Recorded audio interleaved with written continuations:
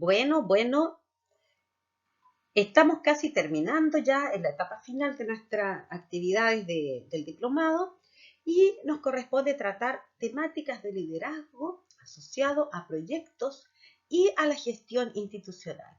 En esta etapa lo que tenemos que hacer es crear, aplicar y generar un producto que nos apoye en nuestra gestión institucional y, por supuesto, entendiendo que el liderazgo es una función central en la gestión institucional.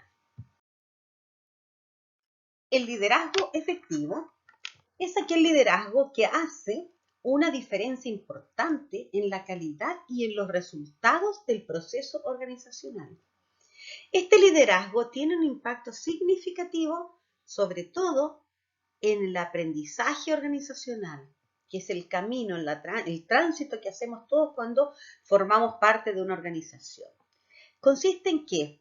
En orientar el rumbo, en marcar el rumbo, la ruta a seguir por la organización, en conducir los caminos que van a permitir ese rumbo, en proyectar, convencer, motivar y encantar la visión organizacional o la visión de futuro, en planificar este tránsito y sobre todo también en evaluar, de manera que una vez que vamos logrando los objetivos organizacionales y acercándonos a la visión, nuestra visión cambia, va mutando, nos va llevando un paso más hacia adelante.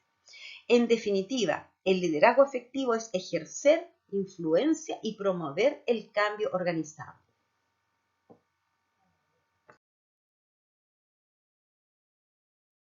El liderazgo efectivo no se define por el rol o por la responsabilidad que se cumple, que normalmente es la asociación que se da al cargo.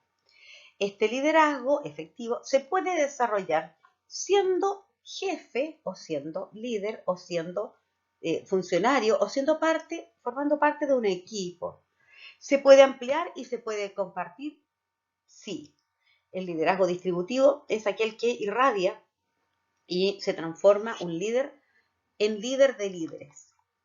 Debe ser consistente, es decir, alineado al contexto y a la realidad específica.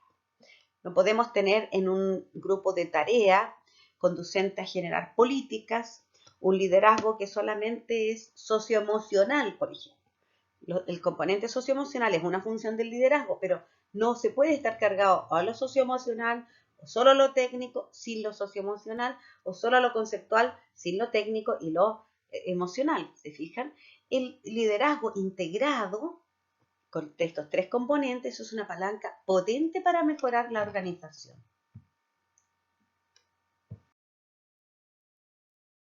Vamos a revisar ahora las prácticas básicas del liderazgo institucional.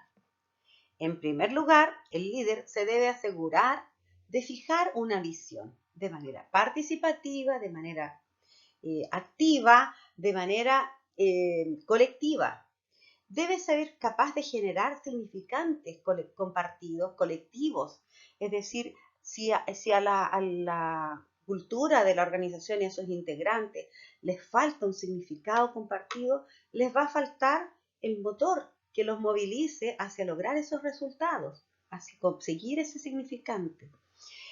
También es necesario que el líder cree altas expectativas del desempeño, partiendo por casa, por supuesto, generar una cultura de un alto rendimiento, siendo él quien modela estos comportamientos. Debe ser capaz de planificar y de trabajar en equipo. A la vez, debe ser capaz de mirar desde afuera y monitorear el desempeño de la organización, haciéndose cargo de las mejoras que va requiriendo y de las estrategias que va sugiriendo y va proponiendo a su equipo. Un buen liderazgo también básicamente tiene que ser capaz de construir relaciones estables, duraderas entre sus colaboradores. Aun cuando existen diversos tipos de liderazgo, todos ellos usan un método transversal de proyectos. Se usa en toda gestión organizacional. El liderazgo efectivo debe saber adaptar su estilo para responder al contexto y proyectar el cambio. Un proyecto de un desafío, de una experiencia memorable, puede generar un cambio central para la mejora. Este liderazgo, que se adapta al contexto, también se denomina liderazgo situacional. En el caso del liderazgo situacional, el éxito de una determinada gestión va a depender de la aplicación de un estilo de liderazgo a una situación dada. El situacional siempre va a comprender un comportamiento hacia la tarea, hacia un logro concreto. También va a comprender una conducta de relación entre los distintos integrantes del equipo y esa tarea. Va a atender a esa situación específica y no requiere de un alto nivel de madurez del equipo, es decir, que esté tan consolidado. Normalmente el liderazgo situacional da excelentes resultados en equipos novatos, en equipos que se van conformando y que están en las primeras etapas, porque es un liderazgo que comprende una disposición emocional frente a la tarea y requiere, sí o sí, planificación estratégica. Este liderazgo situacional permite que se logren distintos niveles de autonomía, es decir, al estar todos los integrantes del equipo de trabajo abocados a la tarea, cada cual va tomando las mejores decisiones dentro de su ámbito de atribuciones que le competen. A medida que el nivel de desarrollo organizacional llega al logro de una tarea, el líder empieza a reducir la conducta de tarea y aumenta la de relación. ¿En qué consiste en esto? En felicitar, en reconocer, en gratificar, en celebrar. Cuando el nivel de desarrollo ya es alto, el líder va disminuyendo esta tarea y también la de relación, puesto que se van a abocar a una próxima tarea. En el liderazgo situacional, el líder va a cambiar su estilo de acuerdo con el grado de desarrollo y de autonomía que va teniendo cada uno de los integrantes de su equipo. Supone que este líder debe tener siempre 3 características. La característica de flexibilidad, adaptación a las circunstancias, la cualidad de diagnóstico, es decir, mirada estratégica, y la cualidad de generar consensos, de generar acuerdos entre su equipo o entre las partes que están interviniendo en sus determinados proyectos. Existe también el liderazgo transformacional o transformador. Este liderazgo plantea que no es solo el liderazgo el único determinante del éxito o fracaso de la organización, que existen muchas más variables y afirma que el liderazgo es un asunto de creencia y también de sentimientos y emociones. ¿Por qué ante situaciones limitadas y restringidas este papel del liderazgo sigue siendo importante? ¿Se lo han preguntado? Este segundo tipo de liderazgo clave en esta gestión institucional se refiere a cómo desde una concepción estructural mayor el líder es capaz de transmitir, por ejemplo, la misión y el papel institucional. ¿Para qué estamos? Personifica la institución de manera que tengamos un sentido de pertenencia a esta organización y una unificación de los valores personales con los valores que propugna la institución. Por lo tanto, nosotros vamos a hacer cumplir a través de la organización objetivos y valores personales. También este liderazgo se caracteriza por la defensa de la integridad de la organización, es decir, la organización pasa a ser una matriz que nos ordena el conflicto interno, que nos organiza y nos dispone a una alineación en donde nosotros cumplimos objetivos personales e individuales a través del logro organizacional. Este liderazgo transformador implica que se incrementen las capacidades de los integrantes de la organización para resolver con autonomía individual o colectivamente los diferentes problemas y lo que se entiende también como ser capaces de tomar decisiones en cada uno en su rango atribucional. El liderazgo transformacional o transformador es una cultura de cambio, es un agente de transformación de la cultura organizacional.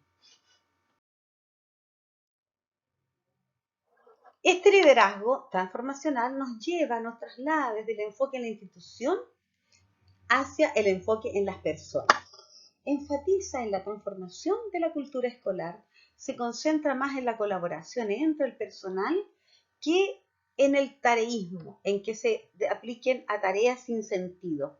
Es un enfoque más democrático de liderazgo y está orientado más hacia las personas que hacia la organización.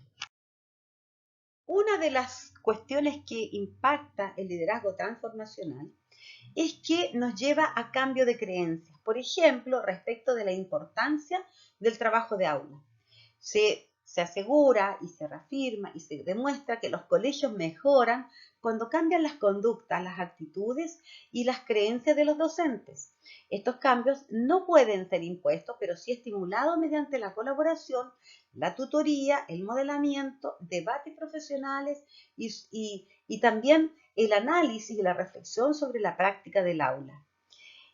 El liderazgo transformacional promueve el liderazgo docente y significa que se va a invertir decididamente en el desarrollo profesional de los docentes y de los colaboradores profesionales y no profesionales y un sistema de capacitación y perfeccionamiento continuo. Significa también focalizar más la atención en el aula, allí donde se necesita para producir aprendizajes significativos, que en el establecimiento, en el colegio, la escuela o el liceo.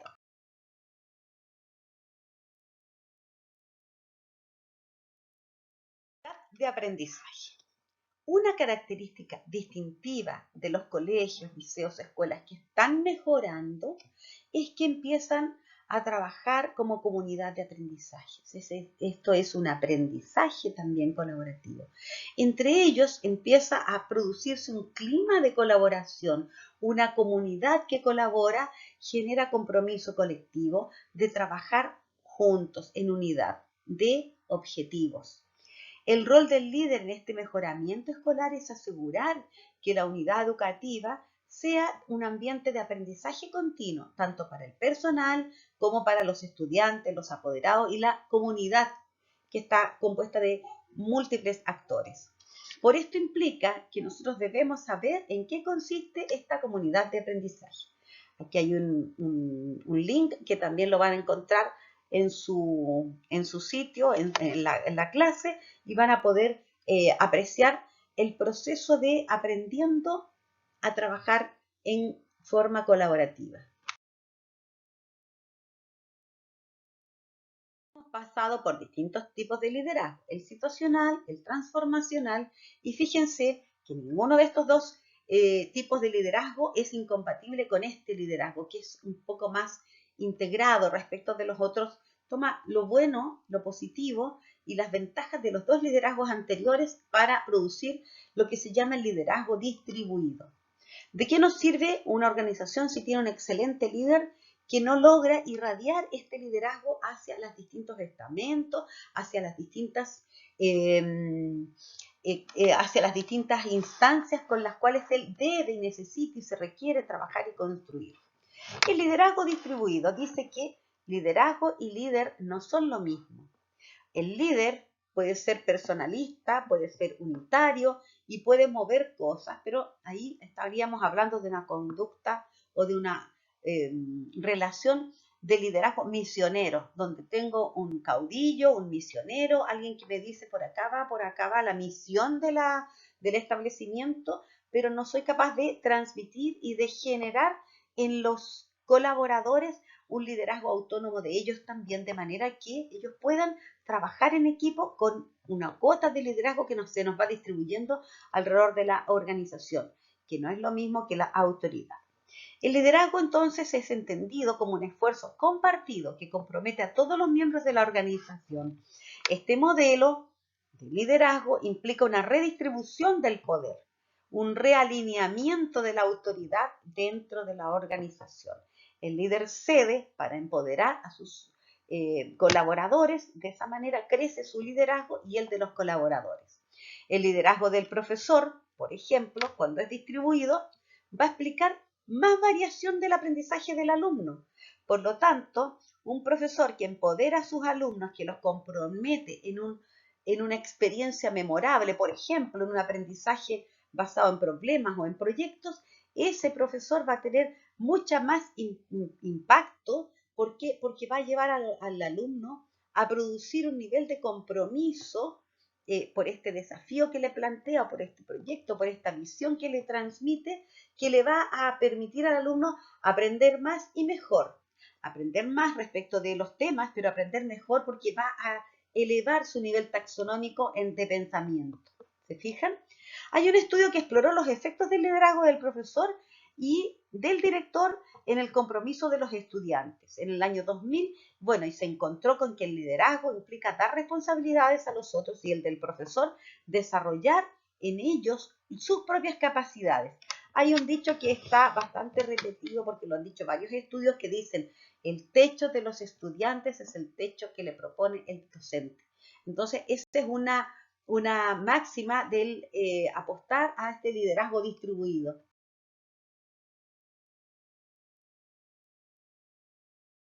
Estas tres últimas conversaciones responden a una síntesis. Nosotros podemos tener organizaciones no enfocadas internamente. Este es nuestro punto de partida. Que tienen una planificación estratégica defectuosa o que apunta por un lado distinto del fortalecer las competencias internas, donde cada una de las áreas, las políticas, las prácticas de gestión del recurso humano no están alineadas a la planificación estratégica. El liderazgo va por otra línea, va hacia el exterior o va hacia intereses más bien políticos o misioneros. La gestión de procesos también va por su cuenta y el aprendizaje no es sistemático o es sistemático para algunos y no para otros. Entonces, ¿qué pasa? Que nos encontramos con esta organización no enfocada que se caracteriza en educación por ser las islas de los Balcanes, una organización balcanizada donde tenemos unos por allá, otros por acá, equipos, personas solitarias, y no logramos aunar, unificar la organización. Acá, en cambio, ya tenemos organizaciones más enfocadas. Podemos hablar de departamentos que ya están en una cierta unidad o podemos hablar de un nivel ya más global, comunal. Por ejemplo, dentro de una comuna, distintas escuelas logran alinearse internamente cada una de ellas. Pero todavía no estamos construyendo un sistema educacional que promueva y que genere un impacto trascendental. Y eso se va a ver solamente en otra instancia. Aquí tenemos, fíjense ustedes, unidades educacionales o unidades organizacionales bien enfocadas, pero además encontrándose con otras unidades organizacionales bien enfocadas. ¿Qué tienen en común? Tienen una visión unificada, ¿ya? En donde esta visión encanta, motiva, transmite y orienta el futuro. Tienen evaluaciones relevantes porque son capaces de ir mirando el proceso y de darse los indicadores y los estándares susceptibles de ser medidos. Lo que no se mide no se controla y lo que no se controla no se gestiona. Entonces, clave, evaluaciones relevantes. También tenemos estrategias compartidas, por ejemplo, estrategias para la adquisición del lenguaje, de la lectoescritura, estrategias para las matemáticas, estrategias para el desarrollo de habilidades superiores en los estudiantes, estrategias de metodología de solución de problemas, resolución de problemas o metodología de proyectos. Y la metodología de proyectos también nos va a permitir medir y realizar evaluación de impacto, que no es lo mismo que la evaluación del efecto. El efecto es decir, si todos participaron, si aquí están las actas, aquí está, el impacto es posterior y eso también se enseña y se comprende muy bien en metodología de proyectos. Bueno, estamos casi terminando ya en la etapa final de nuestras actividades del diplomado y nos corresponde tratar temáticas de liderazgo asociado a proyectos y a la gestión institucional. En esta etapa lo que tenemos que hacer es crear. crear, aplicar y generar un producto que nos apoye en nuestra gestión institucional y, por supuesto, entendiendo que el liderazgo es una función central en la gestión institucional.